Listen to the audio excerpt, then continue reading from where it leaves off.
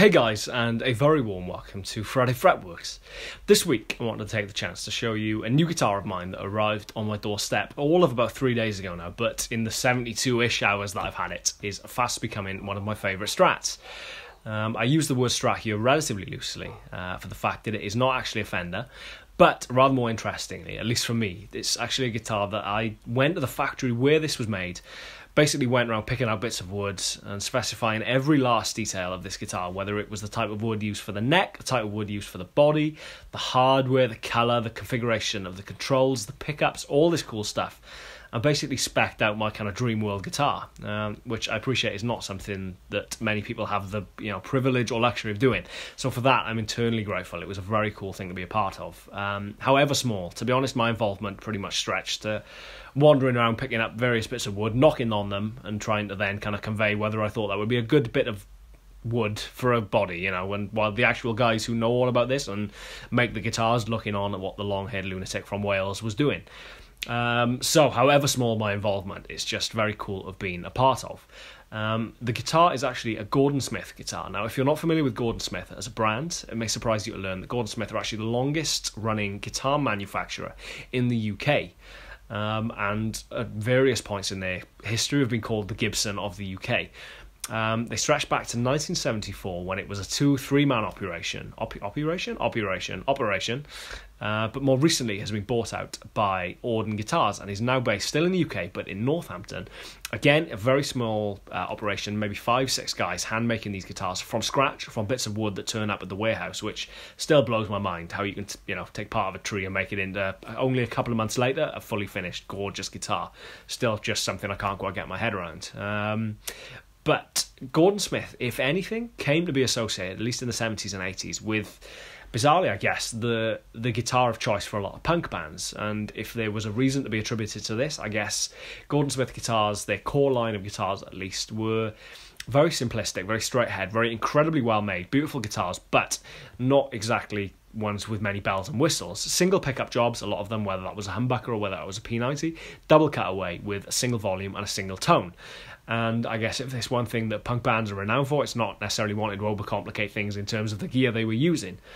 I've actually been lucky enough to play a couple of older Gordon Smiths in my time. There's a friend I know living in a city not too far away who actually owns an older Gordon Smith, and their value just kind of keeps going up. They're just incredibly well-made instruments that just sing, they're just handcrafted guitars. And the fact they're made in the UK is very cool. It's not essential to me, but it's cool to think there's a guitar being made, relatively speaking, up the road at my specification. It's just a very cool thing. So, to talk you through some of the more, I guess, nuts and bolts of the guitar that I had made,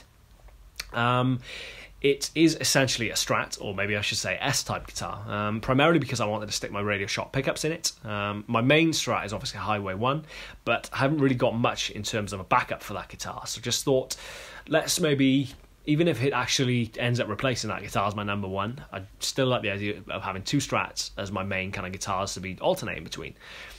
So it obviously has my signature Radioshop pickups, and the first interesting thing about this guitar is, for a Strat, it is a hardtail. Now, I've never actually owned a hardtail Strat before, but I've played a couple in the past in vintage guitar shops and always been incredibly impressed just with how resonant they are and how different they sound, albeit minutely, I guess, to your more run-of-the-mill cavity trem Strats. And given there is actually a base plate attached to the bridge pickup on my signature Radioshop pickups, which is a little bit more Telly-esque, I guess, in its voicing, I thought it would be a cool combination to put that in a hardtail Strat and actually see how it fared. So the combination of those two elements is very unique, and having gigged this guitar, pretty extensively over the weekend, first observations that it's incredibly resonant, acoustically as well. It's an incredibly loud acoustic guitar that, obviously when plugged in as well, just sounds pretty ballsy, to be honest, and a little bit more Telecaster-esque in its voicing, which is very cool, especially on the bridge pickup. It's obviously in Gordon Smith's post-box red in a satin wear-away finish, which is their version, I guess, colour-wise, of a Fiesta Red Strat. And in terms of finish, a little bit more akin to a nitro, so this will ding up and will wear even, in kind of accordance and in commensurate whatever as the guitar gets older, which is quite a cool thing to kind of see a guitar where it's something I've never been massively familiar or fond of, rather, with maybe poly guitars, where the more you use them, the newer they seem to look, which I think it's quite a cool thing to have a guitar age with you, and the more you play it, and every little thing tells a story. The more idiosyncratic feature of this guitar, I guess, is the fact that it has a backwards or a left-handed Telecaster neck. To be honest, there wasn't a hell of a lot of rationale in my choosing this, other than, for obvious reasons, you can't have a Strat neck or Strat headstock shape on any other guitar other than a Fender. So when it actually came down to choosing another style neck, I thought something a little bit more identifiable and a little bit more unique would be the way to go. Whether that then becomes associated with me or whether it becomes associated with Gordon Smith, whatever, is kind of irrelevant, to be honest. I just thought it would be a cool little feature to have as something that people maybe associate with that guitar. And I've always liked the idea that something becomes instantly identifiable. So that was the thinking in that respect. In terms of the actual profile of the neck, it's what they call a thin neck. It's not thin, I would say. It's not thick either, but it's kind of somewhere in the middle ground, and it fits in my hand beautifully.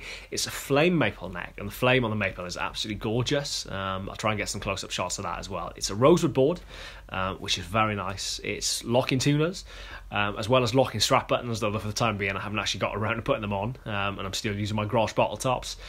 As I said, it's my signature pickups. It's a string through. Trying to think if there's anything else worth mentioning. It's just, to be honest, all around, it's just an incredibly well made, gorgeous sounding guitar, which is what it boils down to ultimately. Irrespective of build quality and anything else, it's how guitars sound. So, without further ado, I thought I'd plug it in, take you through some of the sounds I can get out of it, and basically just, show you how it sounds. So, as ever, thank you very much for watching. A massive thank you for Gordon Smith for this guitar.